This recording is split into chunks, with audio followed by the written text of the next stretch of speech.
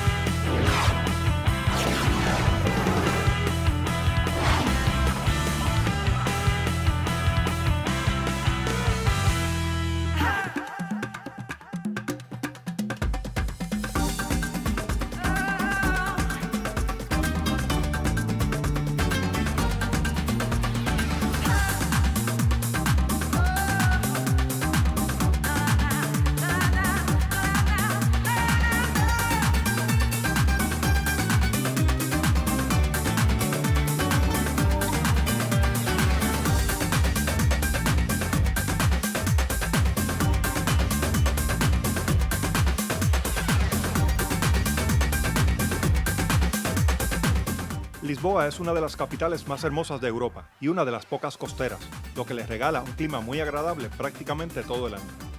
Recientemente, la capital portuguesa ha tenido como un renacer y parece recién descubierta por los jóvenes europeos, quienes abarrotan sus plazas y parques. Lisboa es una ciudad grande, pero se puede caminar. Aunque el idioma es el portugués, le entenderán si habla inglés o español. Si su hotel está en el centro, caminar resultará una muy buena alternativa que le permitirá conocer un poco más de la ciudad, sus barrios, su gente y su comercio. Le llamará la atención las calles empedradas formando mosaicos en las zonas comerciales más antiguas y hasta podrá utilizar funiculares, ascensores o vagones que utilizan los locales para llegar a las partes altas de la ciudad. Algunos de esos elevadores han sido declarados monumentos nacionales pues datan del siglo XIX. En Lisboa hay muchas iglesias históricas que ameritan una visita. Una de ellas es la catedral, dedicada a Santa María. Esta es la iglesia más antigua de la capital portuguesa. Data de 1147 y es de estilo románico. Muy cerca de esta catedral han realizado excavaciones donde se han encontrado ruinas romanas. Pero hay otra iglesia en Lisboa que, sin ser catedral, tiene gran importancia. El lugar más visitado por los turistas que llegan a Lisboa es el Monasterio de los Jerónimos. El Monasterio de los Jerónimos fue diseñado siguiendo un estilo único, el manuelino, creado a petición del rey Manuel I de Portugal y que es una combinación del gótico y el árabe con rica ornamentación. La construcción del monasterio se encargó para conmemorar el regreso a Portugal de Vasco de Gama, quien llegó de la India. La iglesia de este monasterio es una joya arquitectónica que no debe perderse. Justo al lado, añadiendo extensión y majestuosidad a este complejo arquitectónico, están los museos de la Marina y el Museo Nacional de Arqueología. Muy cerca y justo a orillas del río Tajo se encuentran los también emblemáticos Torre de Belén y el Monumento a los Descubridores. Entonces estamos en el monasterio de los Jerónimos, del Orden de San Jerónimo, que es el monumento uno de los más importantes, el más representativo de la época de oro de Portugal, construido un poco también para celebrar los viajes de Vasco da Gama para la India, el viaje de Pedro Álvares Cabral a Brasil en 1500, entonces financiado también por el comercio de las especies. Manuel I, el rey de la época de oro, mandó construir ese monumento que nos llegó hoy con ese estilo muy peculiar que es el estilo manuelino, el estilo propio del rey Manuel. Y el estilo manuelino celebra esa época de oro, o sea, todo lo que es decorativo son las cosas que vienen del Nuevo Mundo, de América del Sur, de la India, de África también, plantas, los animales, las alcachofras, que los navegantes tenían que comer mucho para sobrevivir porque no tenían fruta, no tenían verduras. Entonces el monasterio nos cuenta la historia de cómo eran los viajes de los navegantes portugueses y nos muestra también un poco el resultado de los viajes, ¿no? Ese es sin duda el monumento más representativo de la historia del siglo XVI, pero un poco de la historia de Portugal en general. Esa es la iglesia, una de las más grandes que tenemos en Lisboa. Lisboa. Y el rey Manuel quería construir ese monasterio, no solamente para tener un monasterio con monjes aquí, pero también para celebrar y para hacer del monasterio el panteón de su familia, porque hasta el siglo XVI la familia real su panteón era fuera de Lisboa. Entonces Manuel lo quería tener aquí y sobre todo cerquita de la playa de donde salían los navegantes. Y entonces la iglesia es el panteón de la familia real y es también el panteón, por ejemplo, del navegante, que es por muchos considerado el gran navegante portugués Vasco da Gama, y también del poeta, que es el padre de la lengua portuguesa, que se llama Luís de Camões, que escribió sobre los descubrimientos, sobre el viaje de Vasco da Gama. Es el padre de la lengua portuguesa. En lo alto de una de las colinas de Lisboa se levanta el Castillo de San Jorge, construido por los musulmanes que dominaron la región y posteriormente conquistado por los cristianos en la época de las cruzadas bajo el mando de Alfonso I. El Castillo de San Jorge es una construcción medieval del siglo XI. Desde lo alto de esta colina se observa tanto el Lisboa antiguo como el Lisboa moderno. Bueno, aquí es un lugar muy, muy precioso de Lisboa porque es la construcción más antigua que tenemos aquí en la capital. Estamos aquí en una colina muy alta, es el Castillo de San Jorge, dedicada a San Jorge, el protector de los soldados portugueses. Y es una construcción que la parte más alta viene de la época de la ocupación romana. Los romanos cuando llegaron aquí en el siglo II han construido una pequeña fortaleza. Pero el castillo como lo vemos hoy es de la época medieval, siglo XII, sobre todo de la época de la Reconquista cristiana, cuando este señor que está aquí por detrás, el primer rey de Portugal, conquistó la tierra donde estamos ahora a los moros, los que venían del norte de África. Entonces es de la época de la Reconquista. Funcionó como un palacio, una residencia real hasta el siglo XVI. Hoy en día tiene un pequeño museo, pero sobre todo por el jardín, el parque que tiene, porque tiene la mejor vista de Lisboa. Desde el castillo se puede ver la parte antigua, la parte baja, la parte moderna, todo, y también entender mejor cómo es Lisboa, cómo Lisboa nació. Desde aquí se ve la entrada marítima de la capital, por donde llegaron los pueblos que han desarrollado mucho aquí esta región y por donde han salido los descubridores portugueses en el siglo XVI. Otro lugar de interés es la Plaza de Comercio con su arco triunfal. Allí una vez estuvo el Palacio Real de Lisboa, con una vista privilegiada del río. Manuel I mudó su residencia desde el Castillo San Jorge hasta aquí. El palacio fue destruido durante un terremoto ocurrido a principios del siglo XVI. La ciudad fue reconstruida bajo la dirección del Marqués de Pombal, a quien se le dedica un gran monumento en el centro moderno de la ciudad. Pombal convirtió la plaza de comercio en un elemento fundamental de la reconstrucción. Actualmente se destacan en la plaza la estatua ecuestre del rey José de Portugal, que reinó durante el siglo XVIII y era protector del Marqués de Pombal.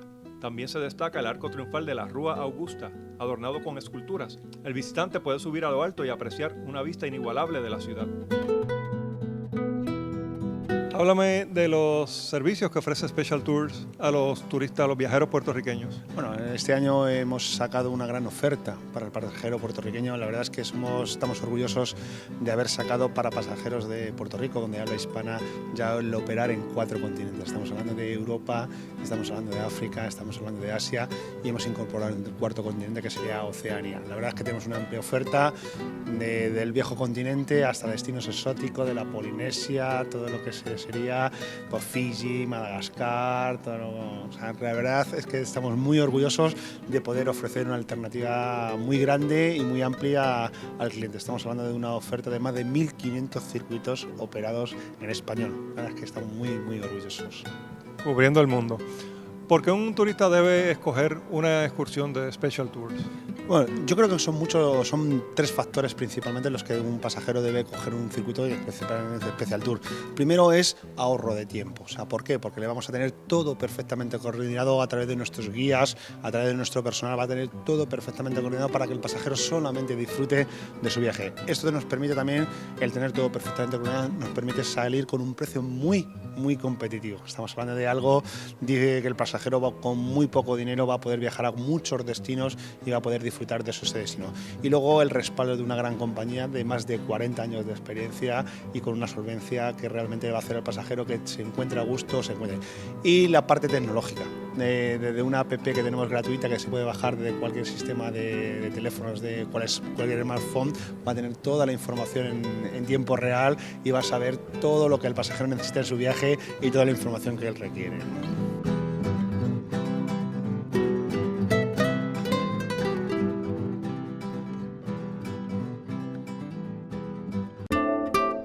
A media hora de Lisboa llegamos hasta el pueblo de Cascais. Estamos muy cerquita de Lisboa. Este es un pueblo muy antiguo, empezó por ser un puerto de pesca y también una pequeña ciudad que defensivamente protegía mucho Lisboa, la entrada marítima de Lisboa. Pero luego, al inicio del siglo XX, Cascais se quedó como un centro europeo de muchas familias importantes que han llegado aquí por la neutralidad de Portugal durante la Segunda Guerra Mundial. Entonces, desde los años 40, cuando desarrollamos el casino que está cerquita en Estoril, que es una parte de Cascais, y con la construcción de casas muy bonitas del inicio del siglo XX, seguimos aquí con la pesca, pero hoy en día Cascais funciona como un centro de playa, como un centro de turismo y un centro donde hay mucha gente viviendo por el clima, por la calidad de vida que se tiene en general y por esa región que es muy linda con todas las playas para todos los deportes. Tenemos aquí por detrás la Marina de Cascais también. Es una ciudad que está separada de Lisboa, pero funciona muy bien como la continuación de Lisboa a las afueras, sobre todo para la parte del mar. Es un país que sigue siendo muy próximo del mar por la historia, pero hoy en día por toda la vida, todo el turismo que tiene con el mar, ¿no? Continuamos el recorrido por Portugal y llegamos a un interesante punto geográfico en Sintra. Y llegamos a Cabo de Roca, el lugar más al oeste de todo Portugal y de toda Europa. Según los portugueses, aquí se acaba la tierra y comienza el mar de aventuras. El Cabo de Roca es el punto más occidental de la Europa continental. Se encuentra sobre un acantilado con más de 400 pies sobre el nivel del mar. Allí hay un faro y una tienda de recordatorios. Por su belleza escénica, el Cabo de Roca es uno de los lugares más fotografiados de todo Portugal. Mi arreglo personal es de Esteban Montes Hair Care and Spa, con sus salones en Galería San Patricio en Guaynabo y Galería Ashford en Condado.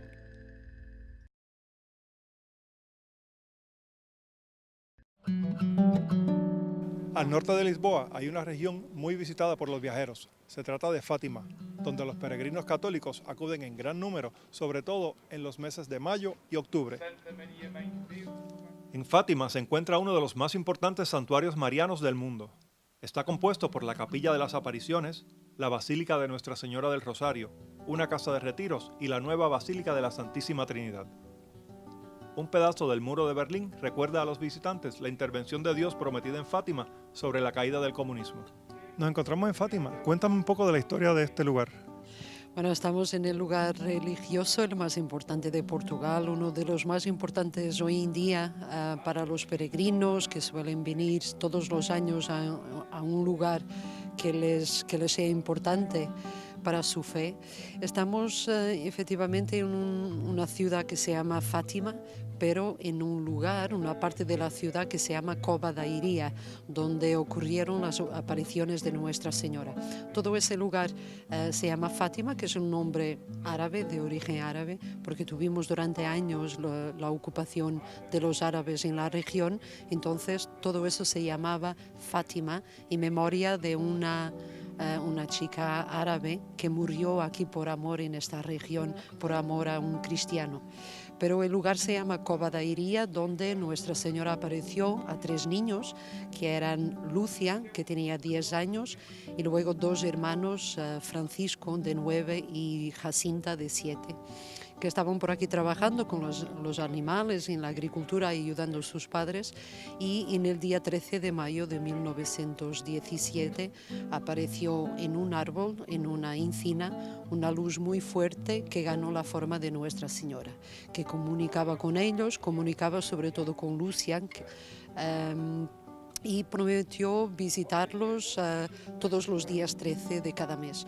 Las fechas más importantes es la primera aparición, el 13 de mayo, y la última, el 13 de octubre. Se habla de unos secretos que la Virgen le reveló a estos niños.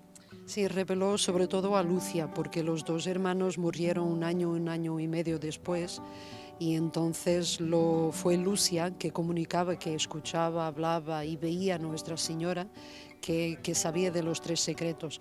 De lo que se sabe todavía no es nada oficial, pero en las memorias de Lucia ella habla mucho de eso. Uno estaría relacionado con la muerte rápida de los 2 hermanos que murieron un año y medio después. El otro tenía que ver con la Primera Guerra Mundial, que terminó un año después también. Pero el más importante, de lo que se habla más, es del secreto de la tentativa de asesinato que el Papa Juan Pablo II sufrió en la plaza de San Pedro en Roma, que fue en el día 13 de mayo.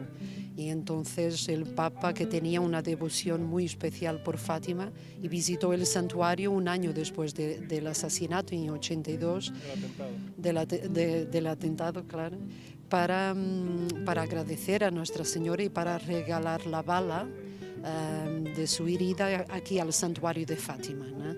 Visitó, el Papa tenía una devoción muy especial por Fátima, visitó Fátima 3 veces, y también de las 3 veces se encontraba con Lucia. Lucia murió en 2005, en el mismo año que el Papa, y entonces eran las únicas veces que Lucia salía de su convento, donde pasó toda su vida, era cuando el Papa venía aquí.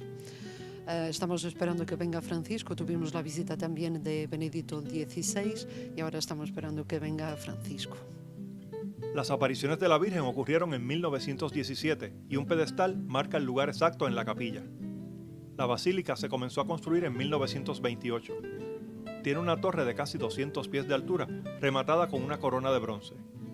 En el interior de la basílica se encuentran las tumbas de los pastorcitos Francisco, Jacinta y Lucía. En el exterior, a ambos lados de la basílica, hay una columnata con 200 columnas y 14 retablos con las estaciones del Vía Crucis. En el 2007 se construyó una nueva iglesia, la de la Santísima Trinidad, con capacidad para 9.000 personas. La plaza entre ambas basílicas es más grande que la Plaza de San Pedro en el Vaticano. En esta plaza se realizan las procesiones. Durante esta visita, el encargado de la procesión me pidió cargar la cruz.